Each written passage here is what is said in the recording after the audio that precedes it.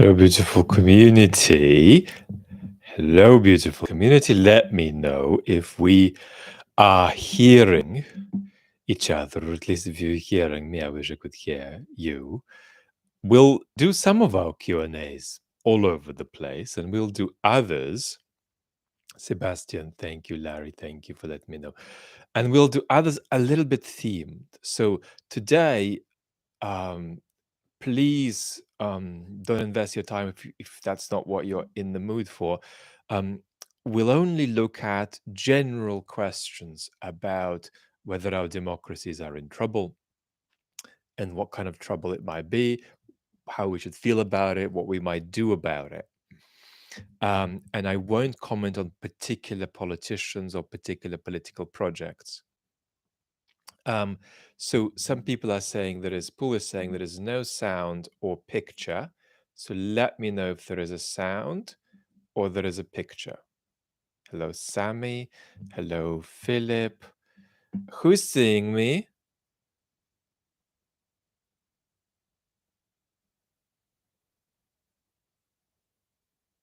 Sound is good, picture is good. Okay, let's pretend that we are functional here. So I'm just going to scroll and see what was left at the top.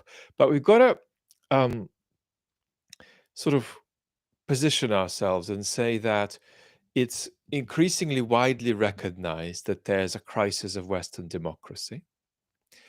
And the conversation of what it is and how it's happened typically revolves around three things: populism, communications, technology, and modes of economy, economic mismanagement, economic policy of various kinds, and so on. So these are the three buckets. And,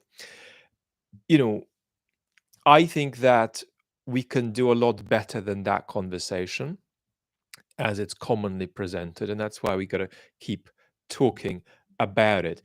Gerald, if you're here, good to have you. Our Western democracy is in trouble. Was the Titanic in trouble on 15 April 1919? So we're nowhere near that situation as far as the welfare of our democracies goes, the well-being of our democracies goes, because in 1918 the Titanic would have been underwater for already 6 years. In fact, we are not even, in 1912 facing a nighttime situation in which we're going to hit the iceberg. If you wanted to think of our democracies as boats, and I want to be very clear here when I say this, because we sometimes get this confused. In the analogy I'm going to make up on the spot, and it's going to be terrible, but democracies are going to be the boats at sea that could hit the iceberg, not our societies. Note, if our democracies collapse, if I talk about democratic collapse, I'm not talking about societal collapse. A lot of people who predict doomy scenarios for us, often climate mediated ones, talk about societal collapse in Western countries. I believe the climate crisis is very serious, but I'm skeptical about societal collapse in the West. So all I'm talking about is democratic collapse, us becoming Hungary, not us becoming anarchy. So the way I would see it, if we are to push the Titanic analogy, is that we're about 20 boats and 3 or 4 might well hit the iceberg and sink over the next 20 years. Could be France, could even be the United States, but it won't be all. Now, of course, this is a little bit of a self-perpetuating dynamic, because the more boats sink, the more other boats are likely to sink. And the bigger the boats that sink, the more likely that other boats sink. So if the United States is a democratic boat that sinks, that's going to be enormously more powerful than any single European country sinking, because a single big European country sinking will not cause as much of a domino effect in Europe as the United States sinking. And Canada, for these purposes, we can count as a European country. I still think that some parts of the world, including New Zealand and Australia, are more protected from this pattern, but that's temporary. So they're behind us, as it were. Um, Stick around. Bennett is asking a good question. Why do a seemingly large proportion of young people have anti-democratic and pro-authoritarian sympathies? And is there any correlation with the cults of personality that seem to drive TikTok and Instagram? So I think this is a twofold conversation. It's a bit overlapping.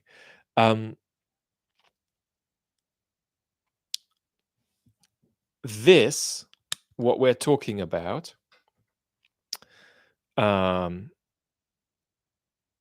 this platform, other such platforms, do a lot of good and have liberatory capacities. But cumulatively, they have a threefold effect. They hit really badly civility. And that is our capacity to sit at the table of politics together without seeing each other as enemies. Number two, they hit really badly truth. Right? We can create here micro villages constituted entirely of village idiots who don't know they're in the village of village idiots as a village idiot because there are only village idiots in the village. And the third effect, this sort of situation that we're on now often creates, is what we might call a lack of seeing through. That's to say, not seeing through to the way the politics in our culture, in our country is run. Because the way we absorb the politics of our country isn't percolated through responsible institutions guiding us to some extent through it. It's percolated through these remnants, these little shards, the gravitational pull of which draws us. We don't see the full picture. We don't get a representation of our political process. So this blinds us to the political process. So loss of civility, loss of capacity to proceed in a truthful way, to talk truthfully. That's to say, to be both sincere and to try to be accurate. Two. And three, it makes us feel that our politics is opaque. Not that we like it or don't like it, but rather that it doesn't make sense to us. So this is a difficult situation where the technology that is in many ways the communicational plumbing of our society makes us blinded to the way politics works, makes us incapable of being motivated by trying to get the world right, and makes us incapable of civil discourse. By incapable, I mean not that we can't do it or that we can't do it here. I just mean that these are the tendentious consequences that, far from every single time, but cumulatively are the result of the way these technologies have shaped up so far. Now, obviously, as a young person more immersed in this, you're going to be more impacted. I mean, let me say something very personal here. It's not personal, in fact, it's personal to you and me. So it's semi-public, in fact. I have every incentive to manipulate you. I have every incentive to be irresponsible in the way I communicate with you. I'm going to get more views if I make content which is going to invite you to think less rather than more. There's no doubt about that. I know that. I see it every day. it's virtually impossible to resist. And that's why I believe that particularly people who are just generally commentating on social issues are going to be drawn in that direction. The only way they're not is if they have a great deal of stability, plus they have the intellectual life of YouTube, as I do. So there is no chance that I'm going to move, but I feel the current. I have the anchors that mean the current is quite a lot weaker than the anchors. So this conversation will be fine. But this conversation is tiny. And there are other conversations that are going to be fine, but they're tiny. So we can always do better, of course. We can work, we can use technologies to generate effects that undermine their predominant effects. But it's a battle that's difficult to cumulatively win. It's not set up for us to cumulatively win it. Another time we'll talk about intergenerational gaps more, perhaps. Noma is asking, why are democracies in trouble? There's an untethering of various kinds of social bonds, community bonds, intergenerational bonds, cultural bonds, identity bonds.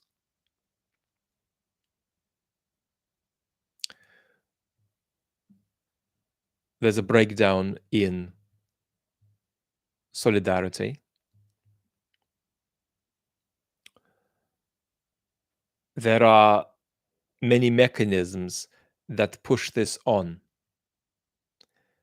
such as the communications environment we're in, such as the expressions of authenticity in our culture that are powered into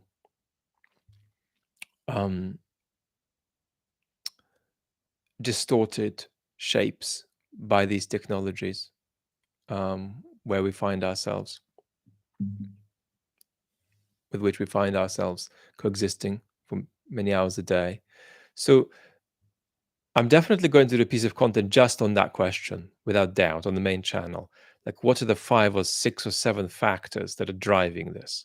And as I say, the conventional wisdom is that it's populism, it's various kinds of legacies of neoliberalism, and it's the communication stuff. And I think it's more complex than that. And we're going to be talking about that.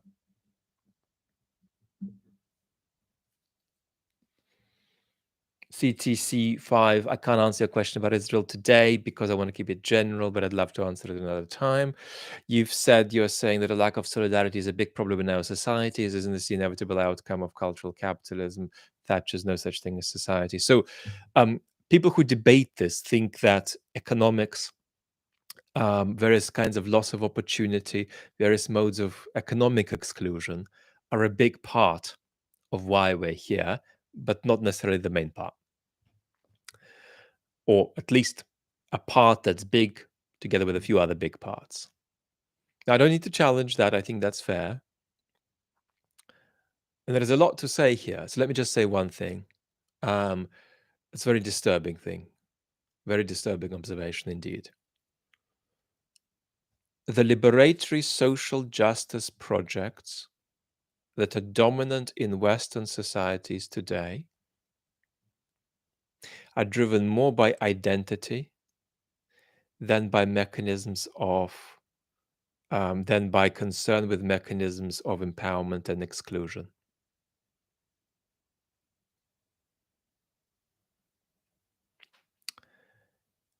In many ways, the most radical social justice projects are the hyper-identity politics discourse that focuses on getting people's identities right according to some script. It often has a lot of compelling things about it, often doesn't. But it makes legitimation of inequality secondary.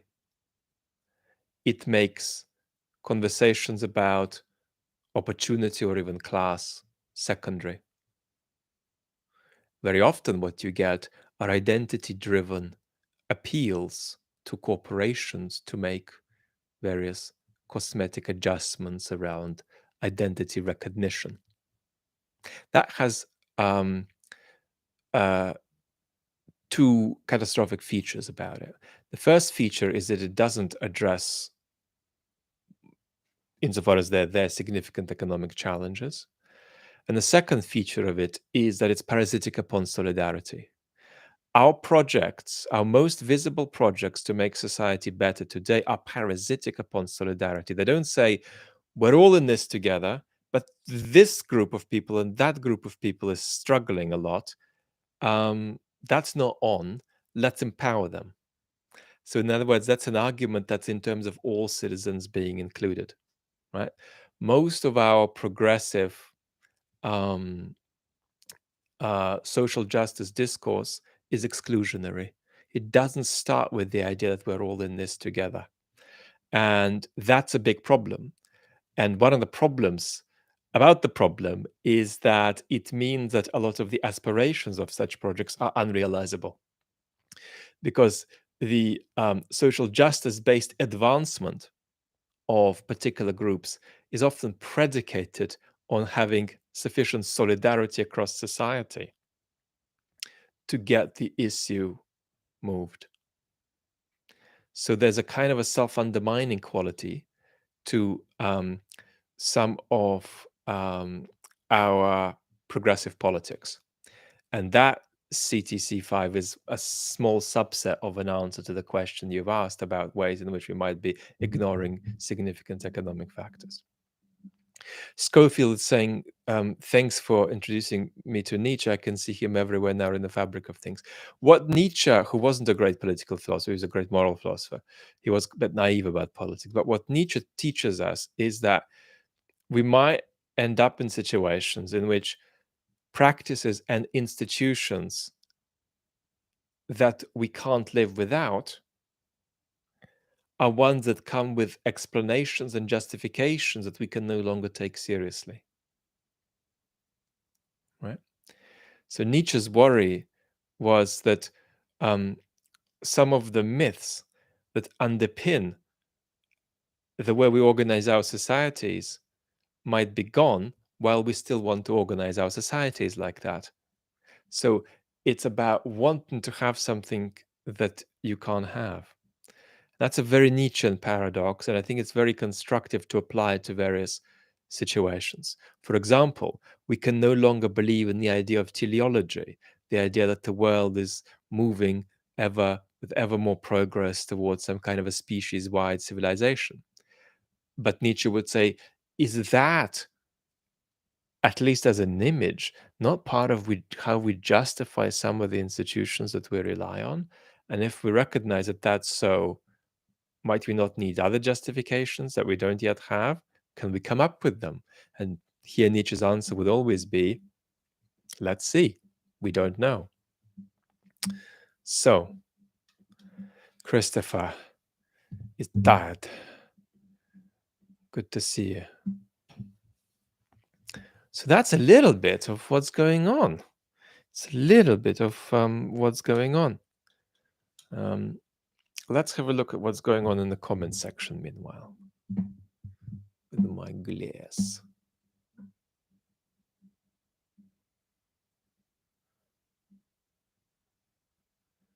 Funky Fudge. What's your definition of a Western democracy? There are two. One is a banal one and one is a telic or a telic one. And both are important. You can't really live democratic life without both. One is very banal. It says, as Michael Ignatieff likes to put it, power checking power to keep the people free. Power checking power to keep the people free. Power checking power to keep the people free. So counter-majoritarian institutions which check the various forms of power in society. That means that you've got free elections, that you've got courts that work, that you've got a media that is to some degree free, right? That politics is competitive in your country. You can vote the government out and so on. So this is a very basic definition of a democracy. And it's useful for many reasons. One is that you can look at that definition and see whether it's in practice failing, right? So it's on the verge of failing in some countries, perhaps in Poland, right? It risks failing. Um, it's hard to know how to describe Hungary. Still got some features of a democracy that works, but it's got lots of features that are no longer a functional democracy at all. So we don't need to be very precise about how we make these boundaries, but roughly it's a bunch of basic institutions that we all know about, and we all know when they stop working as well. A 7-year-old can tell whether an institution is still working or not. It's simple. But then the telic or telic, I often like to pronounce this word wrong, so I like to keep pronouncing it wrong. That is to do with democracy being something we're moving toward. That's a richer definition. And here we say, let's debate, conflict with each other about where we're going whilst trying to move toward that place, knowing we can never get there because we're always in conflict about where it is we're moving. But there is a sense of a project, the sense of a purpose that society has. That's very, very important. If there is any possibility for Western democracies to partly change their destructive course, it would be about drawing on these destructive energies that are out there, that are full of distrust and rage, and putting them to constructive use. So generating Trumpland sentiment, generating out of Trumpland sentiment something more constructive that feeds into democratic renewal. Notice how different what I've just said is to the typical liberal discourse you get, which is these people are irrational and they should shut up. And people who vote for anti-democratic politicians are irrational and they should shut up because they're ignorant and they've got all the facts wrong and they think they've won elections they haven't won and so on. Well, you might be factually right about many of these things, but the point is that that crisis of political agency that people feel is not something we can ignore or deplatform or erase. That will kill the democracies that we live in eventually if we do that. And are we roughly doing that as our main response to such energies in our societies today? Yes. Yes. It's very destructive. Very destructive to label your political opponents an enemy or a Russian asset, unless they really are one. So it's only if the destructive energies that we're all feeling, we're all intimidated by today, are put to a more constructive use that democracy can survive. If your project is to educate people out of these energies or asphyxiate these energies or remove them from social media, you will lose democratically. You will lose. There is only one option. Either these destructive energies are partly constructively redirected or we're cooked. There is just no other historical possibility available to us.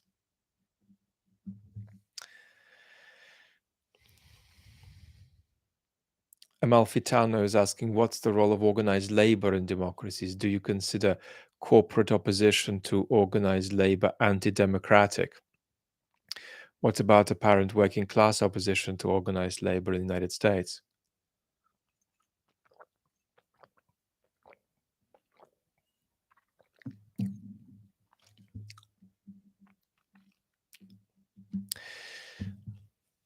It's impossible to generalize about this beyond a certain point, from country to country.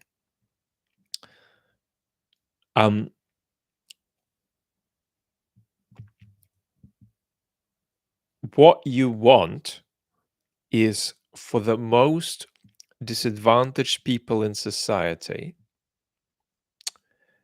who face the biggest extent of economic exclusion to have the feeling that they can inflect the political process that's generated that result for them, rather than the feeling that the political process has generated that result for them is kind of a force of nature that they can do absolutely nothing about. So that's, I think, the big picture, um, and that means the answer is under many circumstances, yes, organized labor can play a constructive role. But the panorama here is that we need to help the most disadvantaged people in society feel like they can touch the political process and feel like they can infinitesimally inflict it. Um, Exclusion plus a feeling of powerlessness, together with some of the other ingredients we've discussed, right, generates things that are even worse than exclusion, the feeling of powerlessness. It generates a desire to sort of blow up at the thing, which no longer makes sense at all. But we'll talk about all of this in more detail in separate videos. Has anything that was an absolute good ever come out of a right-wing government? I don't think terms like absolute good belong in politics. You could argue whether they belong in ethics, but they certainly don't belong in politics. Have conservative governments done good things? Yes, conservative governments have done good and bad things for generations. Today's crisis of conservatism is not about traditional conservatism. And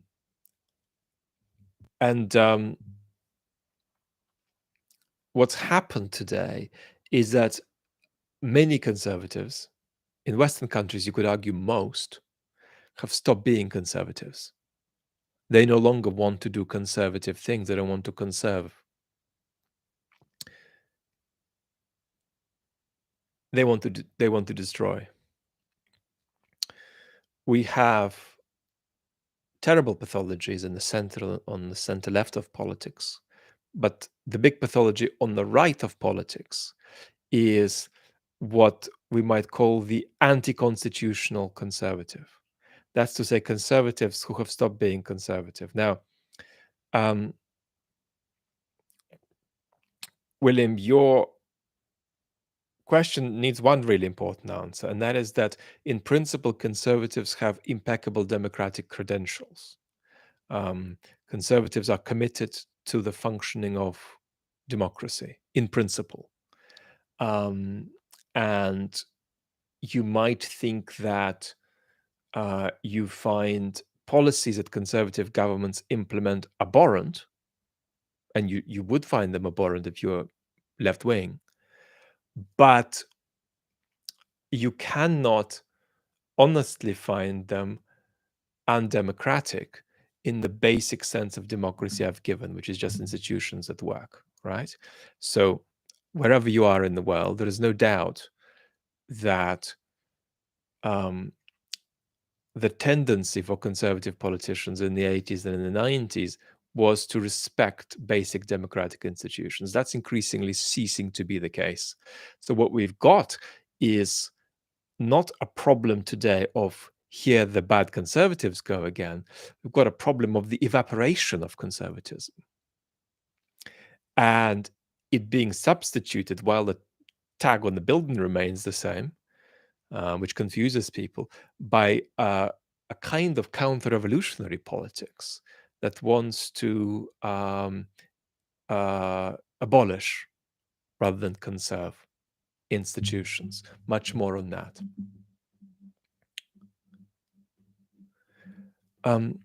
I always keep meaning to do it, but I still haven't done it, which is just to share a couple of community posts to explain that I am so welcoming of people who want to join the moderator gang, so it doesn't feel like it's something that only one or two people need to do whenever we have it done. Sometimes it's just okay not to have one. So I'll drop that kind of post soon. And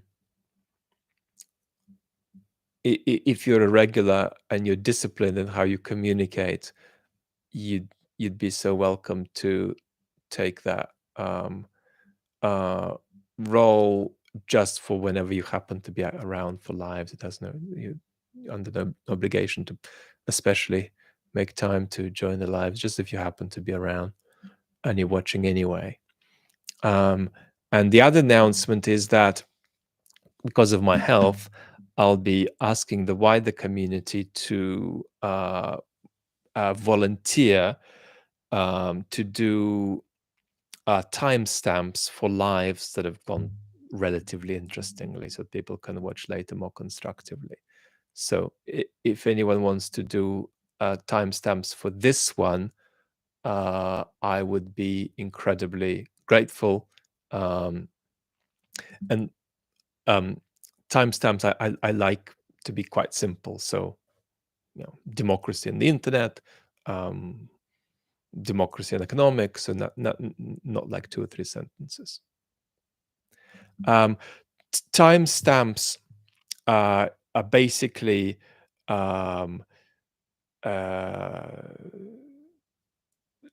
little bits in the video where you can jump straight to the topic being discussed, and they have a little title. So minute 7, it's populism. Minute 11, it's neoliberalism. And the way you make them, you can make them in you can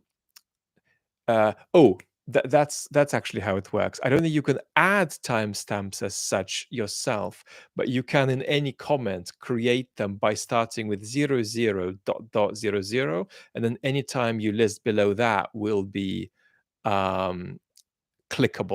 It'll become a link to that minute of the video. And then I could just pin that comment for everybody to use, or indeed just share it in the video description. That's how they generate it. They're just basically, as Alexander is saying, little chapters. So, apologies for housekeeping. What percentage of monarchs were benevolent and effective? Well, Philip, if you're asking across history, then the trouble is that the way we understand what makes a government legitimate is very different to what people understood in the past to mean a legitimate government. So that basically is a conversation that will contain a great deal of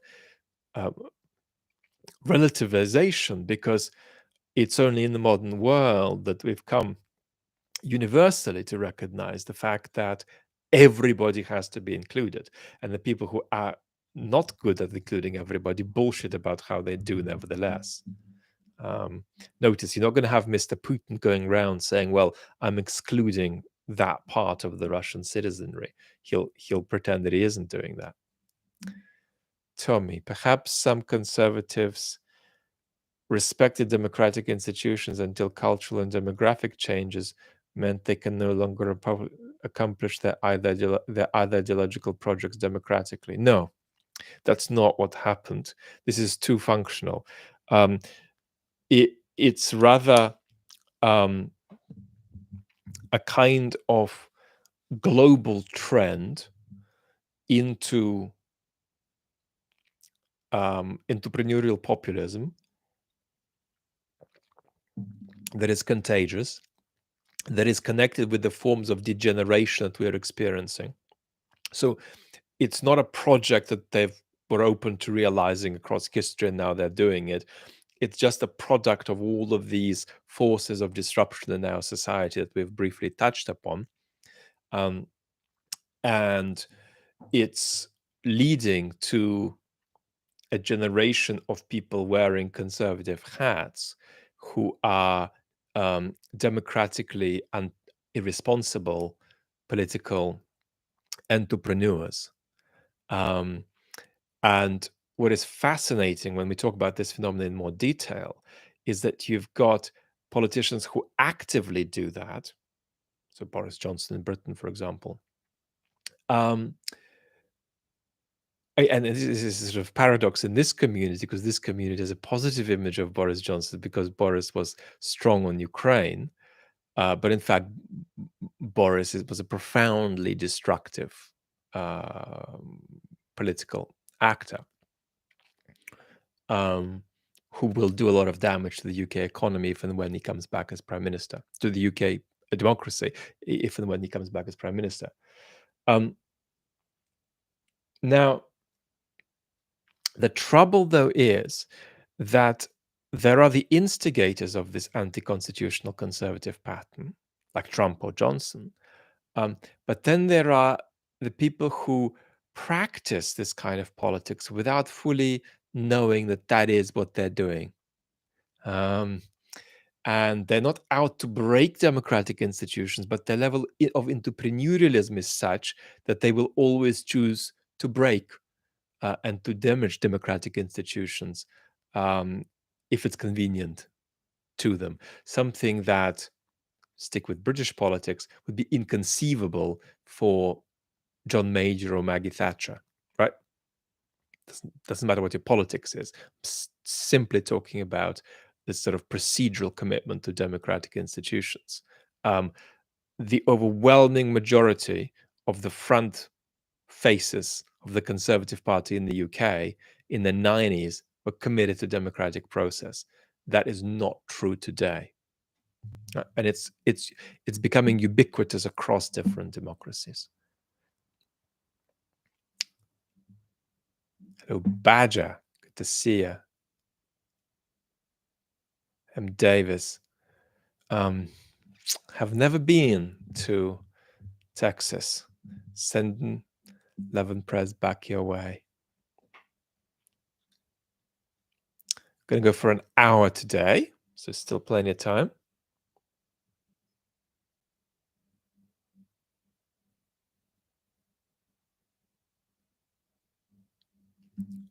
Yeah, that's right, Yoshi. What you're saying there about Johnson being bullish on Ukraine is absolutely correct.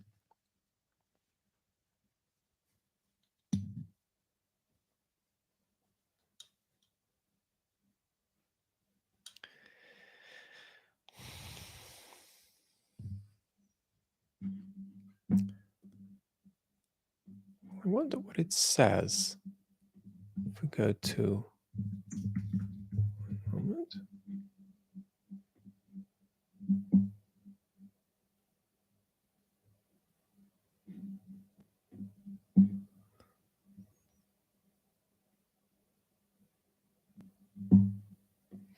There you go. You're asking about civil societies. I'm just curious to see what Wikipedia thinks it is.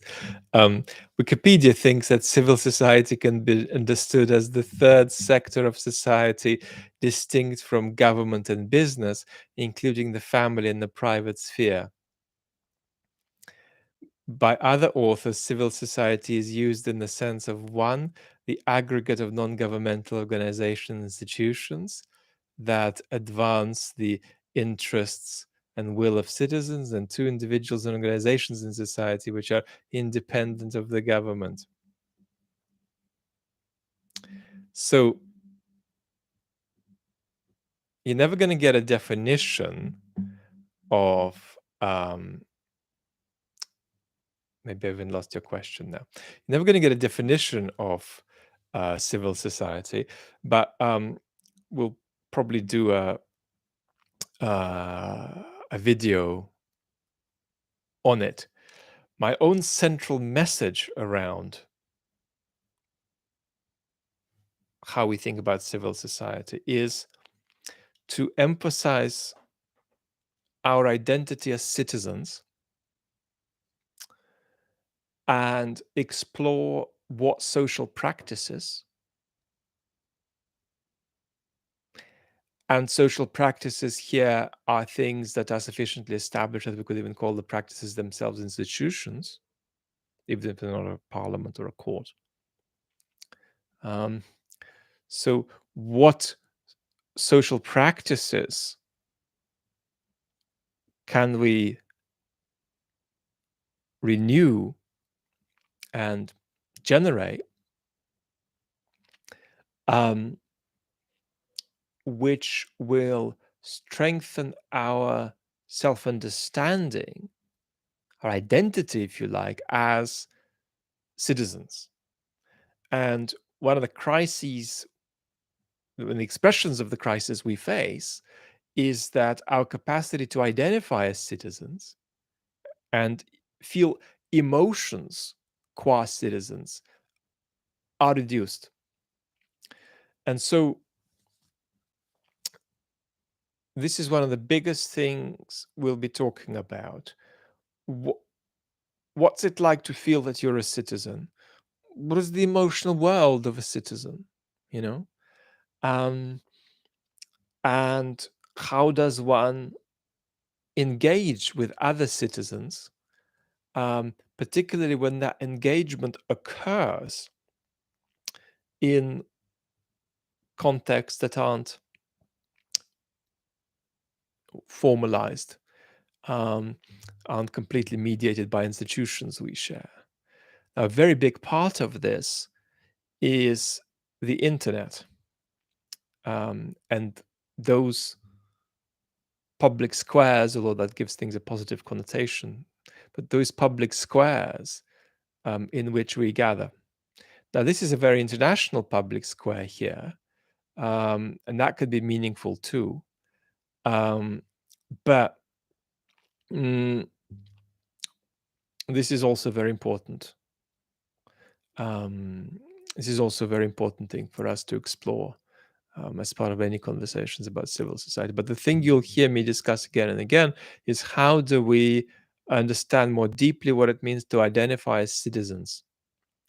And I believe that a lot more can be repaired and a lot more can be achieved if we rebuild a sufficient capacity to engage with each other qua citizens and experience that engagement as engagement between citizens and what that entails, rather than particular subsets or segments of society.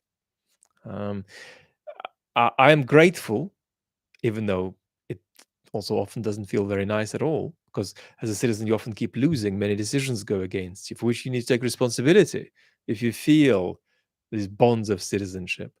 But I often have a lot of emotions qua citizen of the UK. A lot of my political emotions are the emotions that I experience as a citizen of a polity. I would even say 70% of my political emotions are emotions I feel qua citizen. So that's important. And we're losing it. How can we renew it?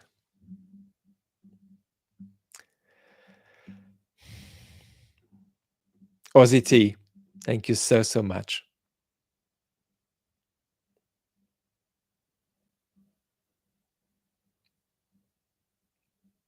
Lots of work, Badger, needs to be done on polarization.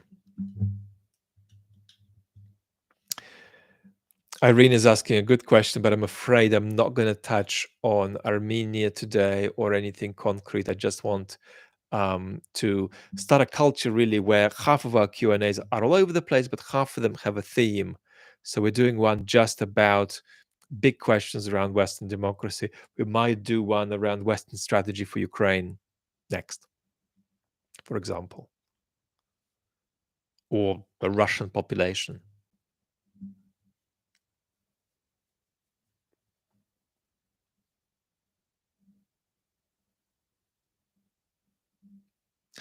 Alexander is asking, are only two options the reversal of polarization or failing that, the tribal fracture of society? Well, if by fracture you mean this kind of segmentation that we're already very worried about, and that's happened, and of course it can deepen. If by fracture you literally mean secession and civil war, then that's only a risk in a very small number of democracies.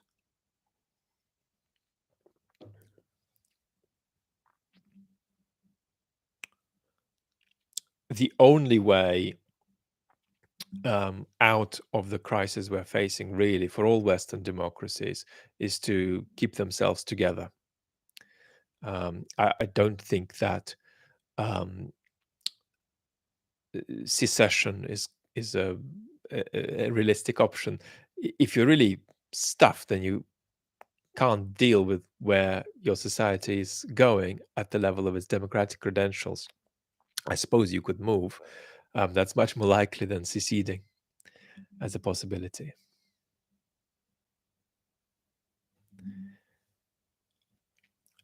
Gerald's asking, is architecture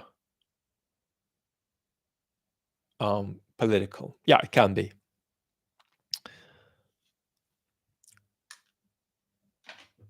Now,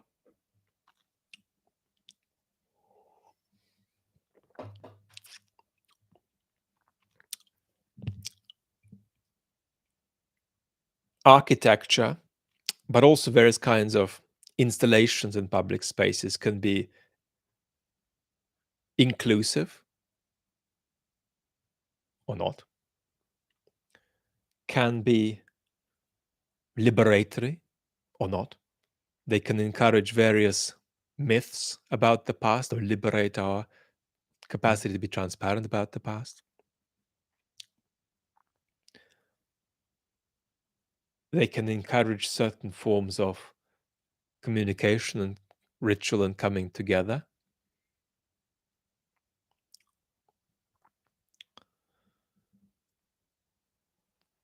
What is the strongest argument that could ever be made in this direction, Gerald? I think the strongest argument is not one I personally share, but I'll give it a word or two because it's so powerful um, and appealing to some people.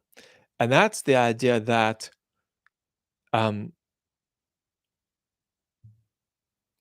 architecturally adequate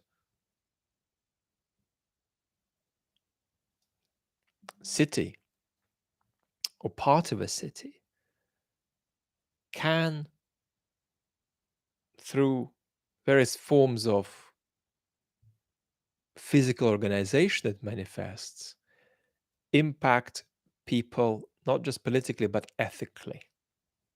And there's a wonderful philosopher called Elaine Scarry who wrote a book about 20 years ago called On Beauty and Being Just. It's a beautiful book, even if you don't share its conclusion, where she proceeds from symmetry, not just in this case, she proceeds from symmetry in architecture, but not just architecture, to symmetry in justice. And she proceeds persuasively from the one to the other by analogy, but then suggests that there is something causal there. And I personally don't believe that. But of course, public space is apt for being constructively or destructively political.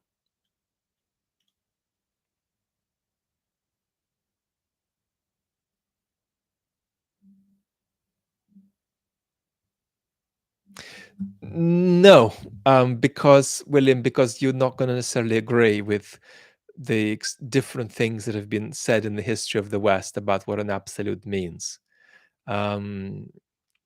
You'd probably better say something else instead of that word, and it better be something that works politically. And interestingly, of course, you're using the word liberal in an American sense here. When I say liberal, I mean something much more minimalist. But you're saying public education, old age security, and healthcare are liberal absolutes. I don't like that statement. I think I like the sentiment behind it. I don't quite like that statement for the simple reason that these things need to be interpreted. What is public healthcare?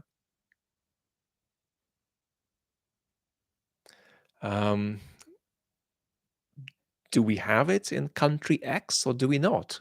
Is an interpretive question to some extent. Same goes for public education, and even, well, old age security is a little bit more definitive. Um, but I think it's completely possible to have absolutes. I'm going to use your word for a little while. But the problem then is, what do you do when you lose? Is you lose all the time. You have to then find the system that has generated a result that violates your absolute legitimate, and hope that you win next time and get them, um, until you lose them again. Um, so I'm I'm curious what work you want that word to do, but of course I appreciate principles. Now, the way I would put what you've said more generally, um, and this is certainly something I would very much be, if I'm a citizen in a certain country, I'd be very committed to that idea, and that is that people should not be made to suffer the consequences, deleterious consequences of sheer bad luck. And that's a very important principle. Um, and of course, that you're gonna disagree about how much people should be supported through such consequences. But it's a very important principle. I also like that principle because it could conceivably persuade people across the ideological spectrum, and then you could begin disagreeing about how to interpret it, with a much richer interpretation coming from the left and a much more minimal interpretation coming from the right, if it's a constructive right. So, uh, just picking on that term, um, absolute, as something worth thinking about, especially because of how much one has to deal with losing in politics, but yet recognizing the process as legitimate, that it generated the result that's made one lose.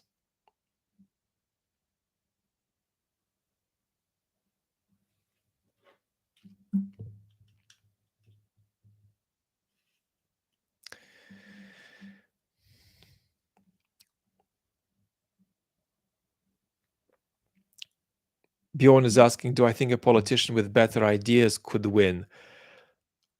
Or is the political sphere so intellectually scattered, reflecting a disinterest on the part of citizens in politics?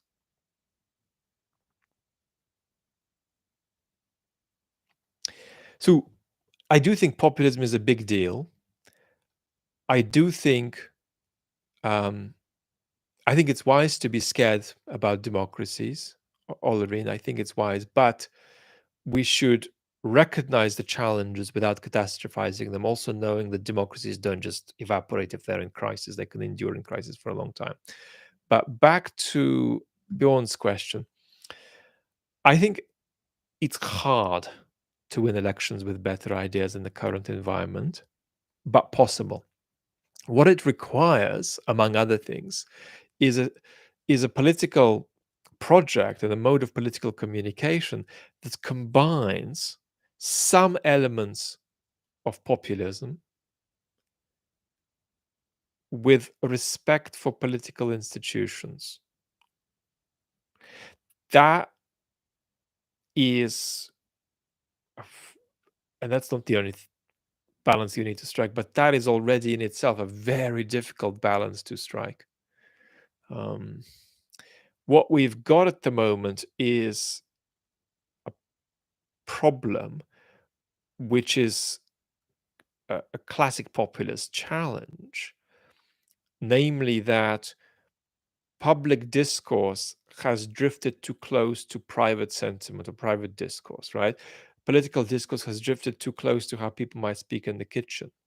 But the problem is, a modern state cannot justify itself to its citizenry in terms of such speech without undermining trust in all that it is and all that it does. That's a paradox. And I believe that you could just about find a way of balancing all of these really difficult demands, the political speech experiences today.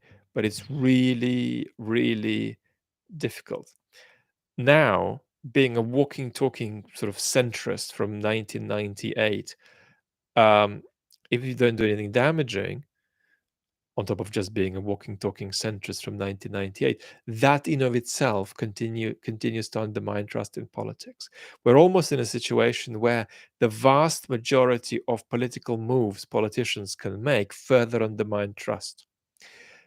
But again, to answer you very clearly, I believe that some moves undermine trust much more than others. And so we should start perhaps not with what's a way of speaking that doesn't undermine trust, but with what are the ways of speaking that we should try to maximally avoid because they undermine trust so much, 10 times more than other ways of speaking. So, what are those ways of speaking? Right? Good example is post-truth discourse. Tuesday is a very good day, but some people say it's a bad day. A lot of different things have been said about Tuesday. I'm strong on Tuesdays. I really believe in them. But really intelligent people have said that Tuesdays are very bad. But I feel they're good. But sometimes bad things happen on Tuesdays. That is one example, right? This is post-truth discourse, not lying, but introducing incoherence into one's propositions intentionally, as Trump does, for example, as Boris Johnson does. Um, that is a form of very destructive speech. If you stop doing that and just say, I think Tuesdays are good or Tuesdays are bad or Tuesdays are mixed, that's going to be already much better. So one way to proceed is to um, minimize the worst kinds of political speech and watch out for politicians who practice it, even if they are trying to package a program in it that you might otherwise quite like.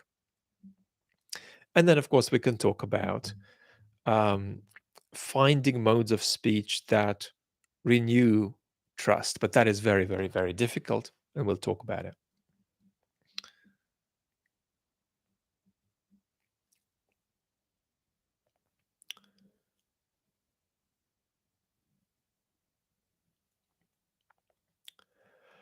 Right. I mean, you're making a very important point about how much education matters.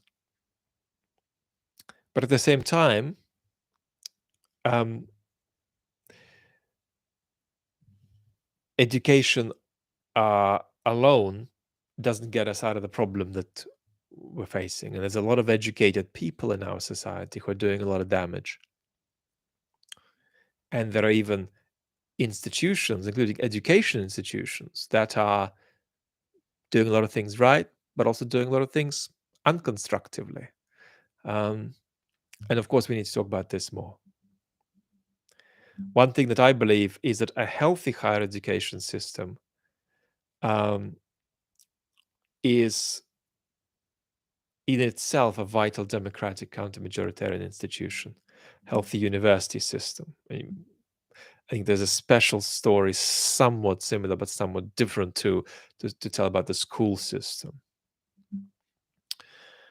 We'll talk about all of that. Stapedius is saying, is more people voting good for democracy? Yes, but only if that more people voting is evenly distributed across society and you don't have pockets of exclusion, whereby some more privileged groups are voting more and disadvantaged groups are voting progressively less. But the story that's underneath your question is really the story about making people feel that they can touch the political system. And it often means not just voting, but participating in politics or in quasi-political processes at a local level. So anything can make people feel that they can touch politics is healthy because it makes them think that, well, even if it looks broken, it's a thing and it's there, and we should try to make it work a bit better if we can. So once you sort of recognize the reality of politics a bit, you're reluctant to throw eggs and tomatoes at it quite as much, even if you think it's failing you. But this is all to do with distinctions about the political emotion you feel. You might feel disempowered, you might feel betrayed, but you might also feel just kind of blinded, as though the political process is opaque to you and political institutions are opaque to you.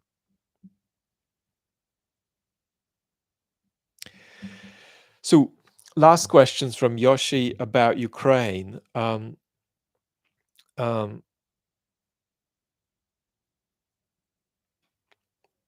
Tommy, I'll quickly take your question too. What do we mean by trust? Well, trust in part is just the absence of these pathologies of mistrust that we often talk about, which includes feeling that your government is incompetent, your institutions are incompetent, your political process in your country is incompetent, and therefore you feel unsafe with it. Feeling that you can't influence your country's political process at all, so feeling powerless, number two.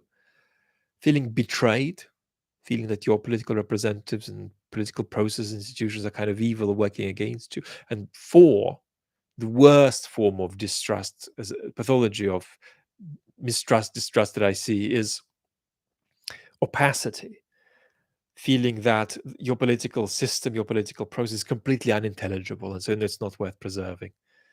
And it's that sentiment that feeds a lot of the most destructive political projects in our society.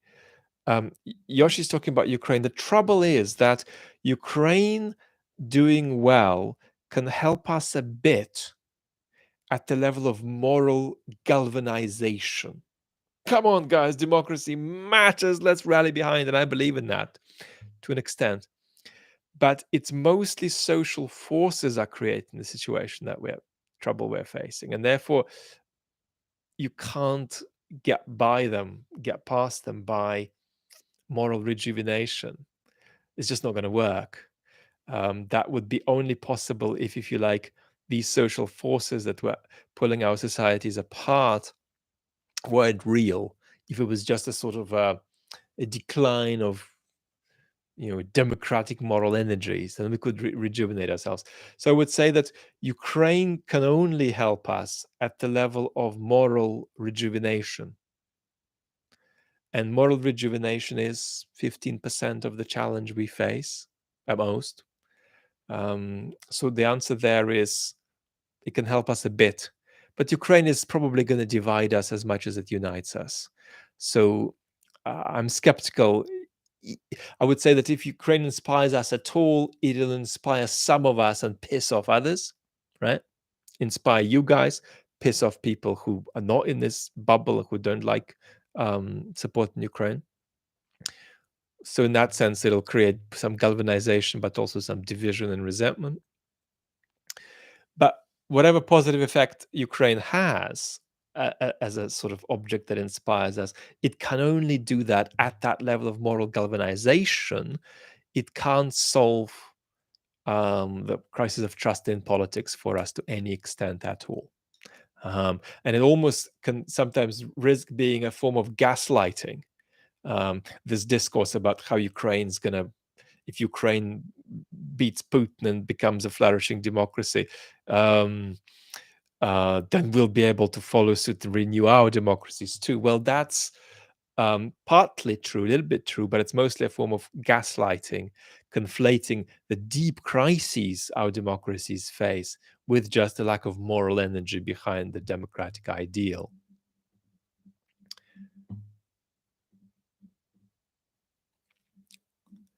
Susan, thank you so much. And everybody, we've hit the hour mark. Thank you so much. It's been lovely to have a slightly smaller group and a more concentrated topic. I'm gonna jump in about half an hour into here and add some timestamps just to cover the 4 or 5 topics we've done.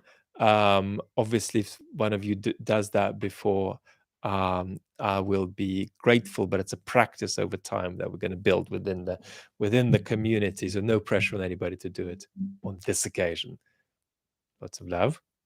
I'm going to be connected on the channels on a pretty much daily basis going forward. Bye bye, and lots of love for now.